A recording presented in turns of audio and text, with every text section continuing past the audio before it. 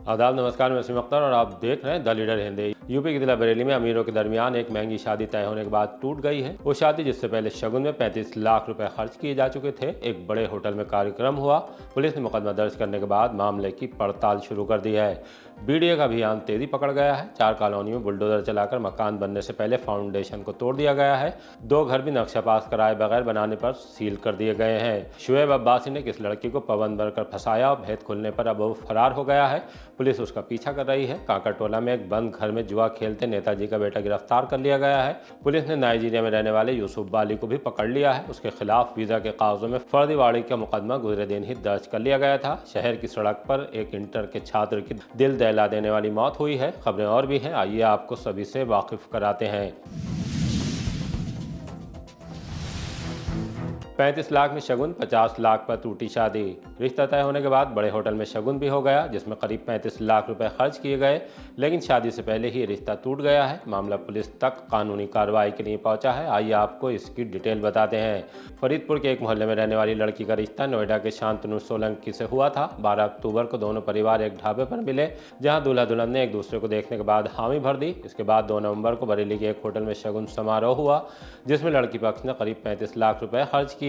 शगुन के बाद लड़के वालों ने कहा कि जब बरेली आए हैं तो लड़की का घर भी देख लेते हैं। शाम करीब 6:30 बजे शांतनु सोलंकी अपनी मां और अन्य रिश्तेदारों के साथ लड़की के घर पहुंचा तो कथित तौर पर 50 लाख रुपए नकद दहेज की मांग रख दी। लड़की पक्ष ने मना कर दिया। इसे लेकर विवाद खड़ा हो गया। आरोप है कि शांतनु और उसके साथ आए लोग गुस्से में आ गए, गाली गलौज, धक्का मुक्की और मारपीट कर दी, धमकी दे गए हैं।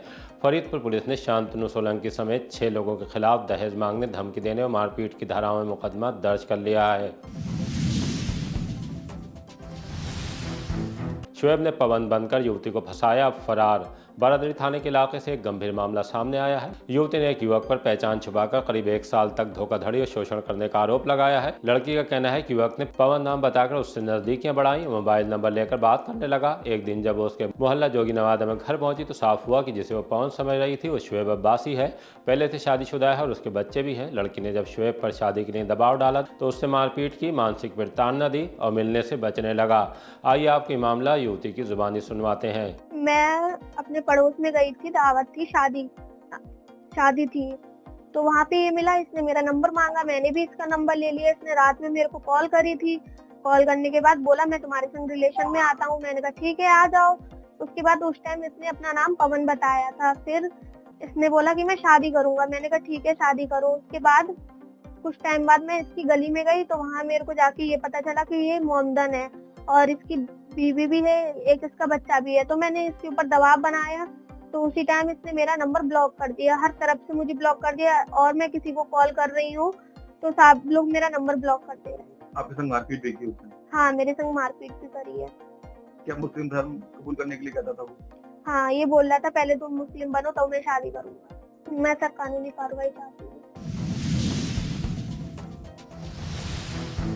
4 अवैध कॉलोनी में तोड़फोड़, 2 निर्माण सील। बीडीए की परिवर्तन टीम ने आज बड़ी कार्रवाई करते हुए थाना कैंट के इलाके में बनाई जा रही 4 अवैध कॉलोनियों को ध्वस्त कर दिया, जबकि थाना इज्जतनगर में 2 अवैध निर्माणों को सील किया गया है। जिन कॉलोनियों में तोड़फोड़ हुई है उनमें एक सद्दाम की है। ये कॉलोनी मोहनपुर रोड नकटिया पर 10 बीघा में काटी जा रही थी। यहीं पर 10 बीघा में ही अनमोल भी कॉलोनी विकसित कर रहे थे। बुधवा की 3 बीघा और नूर हसन की 4 बीघा वाली कॉलोनी में भी बुलडोजर चला है। प्लाटिंग, सड़क और नाली बाउंड्री वाल को तोड़ दिया गया है। पीलीभीत बाईपास पर मयूर वन चेतना केंद्र के पास साक्षी पत्नी नितिन कुमार और मठ लक्ष्मीपुर में भुनेश गंगवार के आवासीय निर्माण पर सील लगा दी गई है, इस चेतावनी के साथ कि अगर आगे नक्शा पास कराए बगैर काम कराए तो एफआईआर दर्ज करा दी जाएगी। इस दौरान सहायक अभियंता गजेंद्र पाल शर्मा, अवर अभियंता सुरेंद्र द्विवेदी, अजीत सानी और परिवर्तन टीम मौजूद रही। नाइजीरिया का छात्र यूसुफ बाली किया गिरफ्तार। बारदरी पुलिस ने एमजीपी रोहिलखंड विश्वविद्यालय के बॉयज हॉस्टल में रहकर पढ़ाई कर रहे नाइजीरिया के छात्र यूसुफ बाली को गिरफ्तार कर लिया है। उसके और उसके साथी सूडान निवासी छात्र अयूब पर एफआईआर गुजरे दिन ही दर्ज कर ली गई थी। यूसुफ बाली ने जुलाई में BMS bachelor in management studies प्रथम वर्ष में प्रवेश लिया था। वीजा अवधि में विस्तार के लिए विदेशी क्षेत्रीय पंजीकरण कार्यालय FRRO लुधियाना का फर्जी पंजीकरण प्रमाण पत्र बना डाला। वीजा अवधि बढ़ाने के लिए ऑनलाइन आवेदन के दौरान इसका इस्तेमाल कर फर्जीवाड़ा करने का प्रयास किया, तब मामला पकड़ पकड़ में आया। इस काम में उसकी मदद करने वाले छात्रों को पकड़ने के लिए पुलिस की टीम लुधियाना पहुंच गई है। वो लुधियाना की एक निजी यूनिवर्सिटी में पढ़ाई कर रहा है। पुलिस ने यूसुफ बाला के मोबाइल और लैपटॉप को भी कब्जे में ले लिया है। जनपद बरेली के रोहिलखंड यूनिवर्सिटी में एक नाइजीरिया का छात्र जिसका नाम यूसुफ बाला मुस्तफ़ा है, वह पढ़ाई कर रहा था। इसने अपने वीजा की अवधि बढ़ाने के लिए फर्जी दस्तावेज तैयार करके उनको अपलोड किया।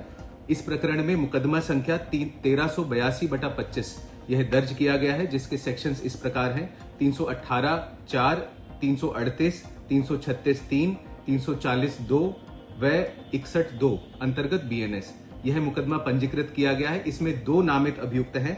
उनमें से एक यूसुफ बाला मुस्तफ़ा है और दूसरे का नाम अयूब अली है, जो कि मूलतः सूडान का रहने वाला है और वर्तमान में पंजाब की एक यूनिवर्सिटी में छात्र है। इन दोनों के विरुद्ध यह मुकदमा पंजीकृत किया गया है। इनमें से यूसुफ बाला मुस्तफ़ा, जो कि नाइजीरिया का रहने वाला है मूलतः, इसको आज गिरफ्तार करके न्यायिक हिरासत में भेजा जा रहा है। इसके पास से एक लैपटॉप बरामद हुआ है, जिसको इसने जो फर्जी दस्तावेज तैयार करने में यूज किया था। इसको जेल भेजा जा रहा है और इस प्रकरण में आगे की विधिक कार्रवाई जो है वह प्रचलित है। कांकाटोला में घर का दरवाजा बंद, अंदर हो रहा था जुआ। बारादरी थाने की पुलिस ने मुखबिर की सूचना पर कांकाटोला में छापा मारा। एक घर का दरवाजा अंदर से बंद था। पुलिस जब यहां दाखिल हुई तो उसे देखकर लोग भागने लगे। पुलिस ने सभी चारों को पकड़ लिया। 7,500 रुपए की नकदी, ताश के पत्ते वगैरह कब्जे में ले लिए। जुआ खेलते गिरफ्तार होने वालों में अरुण मौर्य, कमल मौर्य निवासी चक महमूद, अंकित राठौर चक चुंगी और जीशान कलारी गांव का रहने वाला है। बारादरी इंस्पेक्टर धनंजय पांडे के मुताबिक मौर्य गली के जिस घर में जुआ हो रहा था वो नेताजी के नाम से मशहूर सुरेश मौर्य का है। छापे में पकड़ा गया अरुण मौर्य उसका बेटा है। वो पहले भी जुआ खेलते पकड़ा जा चुका है। नक्श नवीस को रिश्वत में कर लिया गिरफ्तार। भ्रष्टाचार निवारण संगठन की टीम ने बदायूं के सहसवान नगर पालिका परिषद के नक्श नवीस ड्राफ्टमैन अंसार हुसैन को 8,000 की रिश्वत लेते रंगे हाथों दबोच लिया। ट्रैप टीम प्रभारी जितेंद्र सिंह ने बताया कि रिश्वत विकास कार्य की पत्रावली तैयार करने के नाम पर ली जा रही थी। नक्श नवीस के खिलाफ थाना सिविल लाइंस में मुकदमा भी दर्ज करा दिया गया है। उसके खिलाफ पैसे मांगने की शिकायत मोहल्ला दहलीज सहसवान के रहने वाले सिप्तैन अली ने की थी। शहर की सड़क पर इंटर के छात्र की दर्दनाक मौत। बारादरी थाने के इलाके में रात एक दर्दनाक हादसा हुआ, तब जबकि 18 साल का अजय यादव बाइक में पेट्रोल डलवाने के लिए घर से निकला था। संजय नगर में किसी वाहन ने बाइक में टक्कर मार दी, जिससे अजय की मौके पर ही मौत हो गई। सूचना मिलने के बाद पुलिस पहुंच गई, लाश को कब्जे में ले लिया। जेब से मिले कागजात के आधार पर शिनाख्त हो गई। अजय अपने भाई के साथ मोहल्ला जोगी नवादा में रहता था। मूल रूप से बदायूं में दातागंज थाने के गाँव धीरवारी के रहने वाले हैं। अजय पढ़ाई के साथ प्राइवेट नौकरी भी करता था। उसकी मौत से मां को गहरा सदमा पहुंचा है। मेरा नाम चमन यादव है। कहाँ के रहने वाले हैं आप? मैं रहने वाला तो वैसे बदायूं डिस्ट्रिक्ट का हूँ, ग्राम धीरावारी गांव पड़ता है, लेकिन यहाँ हम जोगी नवादा में रह के अपनी पढ़ाई हम दोनों भाई करते थे। तो हुआ ये कि रात को लगभग 10 बजे के आसपास मेरा भाई जो है पेट्रोल डलवाने के लिए घर से निकला था। तो अचानक से मतलब जो है गली नंबर 7 संजय नगर में उसका एक्सीडेंट हो गया। किसी गाड़ी वाले ने या किसी वाहन ने मतलब जो है उसको पीछे से टक्कर मार दी। कितनी उम्र रही होगी भाई की? भाई की उम्र लगभग 19 साल के आसपास। कौन से क्लास में पढ़ते थे? वो 12th क्लास में था। बरेली में कब से रह रहे हैं आप लोग? सन 2014 से हम बरेली में रह रहे हैं। तो मौके पे ही डेथ हो गई थी क्या? हाँ, लगभग मौके पे तो नहीं, लेकिन ले जाते समय गाड़ी में दम तोड़ दिया था उसने, एम्बुलेंस में। अच्छा, किस समय का हादसा रहा होगा? हादसा ये 10 बजे से लेके 10:30 बजे के आसपास का है। नौकरी दिलाने के नाम पर 47 लाख की ठगी। शाहजहांपुर में रेलवे की नौकरी दिलाने के नाम पर बड़ी ठगी का मामला सामने आया है। कस्बा ईमानजई जलाल नगर निवासी सुरेंद्र चंद सक्सेना ने डीआईजी को शिकायती पत्र देकर बताया कि उनसे और उनके परिचितों से 47 लाख से अधिक की रकम ठग ली गई है। शिवशंकर मिश्रा नाम के शख्स ने अपने साथियों राकेश कुमार वर्मा और सुमित के साथ मिलकर उसके बेटे को रेलवे में नौकरी दिलाने का झांसा दिया। 22 लाख रुपए RTGS और 8 लाख रुपए नकद लिए। इसी तरह संतोष यादव से 25 लाख से अधिक की राशि नौकरी लगवाने के नाम पर वसूली गई। बाद में पता चला कि आरोपियों ने नियुक्ति संबंधी दस्तावेज, पहचान पत्र और प्रमाण पत्र फर्जी दे दिए थे। अब वो मोबाइल स्विच ऑफ करके भूमिगत हो गए हैं। उन पर FIR लिखे जाने की मांग की है। बहेड़ी की एकता यात्रा में पहुंचे मंत्री जितेंद्र प्रसाद। विधानसभा क्षेत्र में एकता यात्रा का आयोजन किया गया, जिसमें केंद्रीय मंत्री जितेंद्र प्रसाद ने नेतृत्व किया। ये यात्रा बहेड़ी के विभिन्न क्षेत्रों से होकर गुजरी, जहां लोगों ने बढ़ चढ़कर हिस्सा लिया। यात्रा के दौरान केंद्रीय मंत्री ने जनसभा को संबोधित किया। उन्होंने कहा कि जिस तरह सरदार पटेल ने पूरे देश को एक सूत्र में पिरोया, उसी तरह प्रधानमंत्री नरेंद्र मोदी देश को मजबूत और एकजुट बनाने का काम कर रहे हैं। आइए आपको जितेंद्र प्रसाद से रूबरू कराते हैं। बिल्कुल, आज हम लोग सब एकत्रित हुए हैं। हमारे साथ बहेड़ी के सांसद छत्रपाल गंगवार जी, हमारे विधान परिषद के सदस्य कुंवर महाराज सिंह जी और तमाम संगठन और पदाधिकारी लोग साथ हैं। आज बहेड़ी, बरेली, पीलीभीत सभी लोगों का यहाँ हम लोग एकत्रित हुए हैं। 150वीं जयंती जो सरदार वल्लभ भाई पटेल जी की मनाई जा रही है, उसके तहत यहाँ एक यात्रा निकाली गई। आप खुद ही देख सकते हैं कितना अपार जन समर्थन और ये सच्ची श्रद्धांजलि सरदार वल्लभ भाई पटेल जी के लिए है, जिनका एक परिकल्पना थी एक भारत और श्रेष्ठ भारत, जिसको आदरणीय प्रधानमंत्री नरेंद्र मोदी जी पूरा कर रहे हैं। तमाम ऐसी चीज़ें जो सरदार जी ने की थी उस समय पे, वो उसकी जो उनकी सोच थी वो आज पूरी होते हुए दिखाई दे रही है। तो उन्हीं से प्रेरणा लेते हुए हमारे छात्र छात्राएं भी हैं, उनको भी हम लोग प्रेरणा देते हैं कि ऐसे महापुरुषों के पद चिन्हों पर चल के इस देश की सेवा में अपना पूरा योगदान दें। और यही आज इस देश के लिए हम कार्यक्रम करते हैं। पीएम मोदी को कोयम्बटूर से बरेली में देखा लाइव। प्रधानमंत्री नरेंद्र मोदी ने बुधवार को कोयम्बटूर से पीएम किसान सम्मान निधि योजना की 21वीं किस्त जारी कर दी। देश भर के करोड़ों किसानों की तरह बरेली के किसान भी इस कार्यक्रम से जुड़े रहे। विकास भवन सभागार में कार्यक्रम का सीधा प्रसारण दिखाया गया, जहां प्रभारी मंत्री JPS राठौर, महापौर डॉक्टर उमेश गौतम, जिला पंचायत अध्यक्ष रश्मि पटेल, नवाबगंज विधायक MP आर्य समेत कई जनप्रतिनिधि भी मौजूद रहे। कार्यक्रम के दौरान किसानों ने मंत्री के समक्ष अपनी समस्याएं और सुझाव रखे। निराश्रित पशुओं और बंदरों से राहत दिलाने और एम्स की स्थापना की मांग उठाई। उप निदेशक कृषि ने बताया कि किसान सम्मान निधि योजना 2019 से चल रही है, जिसके तहत किसानों को हर साल 6,000 रुपये 3 किस्तों में DBT के जरिए दिए जाते हैं। आज 21वीं किस्त किसानों के खाते में भेजी गई है। सास और ननदों ने बहू को पीटा, थाने में शिकायत। सुभाष नगर इलाके में घरेलू विवाद मारपीट में बदल गया। मोहल्ला वीर भट्टी निवासी प्रियंका ने आरोप लगाया है घर के काम को लेकर कहासुनी के बाद उसकी सास और ननदों ने मिलकर उसे लात घूंस और डंडों से पीटा। पीड़िता ने थाने पहुंचकर शिकायत दर्ज कराई, जिसके बाद पुलिस ने उसे मेडिकल परीक्षण के लिए भेज दिया है। प्रियंका का कहना है कि उसके साथ पहले भी कई बार मारपीट हो चुकी है। अब वो आरोपियों के खिलाफ सख्त कार्रवाई की मांग कर रही है। पुलिस ने मामला दर्ज करने के बाद जाँच शुरू कर दी है। प्रियंका गौर, सुभाष नगर वीर भट्टी। सर मेरी सास ने मारा, नंद दोनों मिलके दोनों ने। नंबर पास में रहती है जी पास में ही रहती है, कोई बात होती है हर बार बार आ जाती है। हमारे घर के सास का नाम है जोसवीना, बड़ी वाली नंद का नाम है मनीषा और छोटी का नेहा।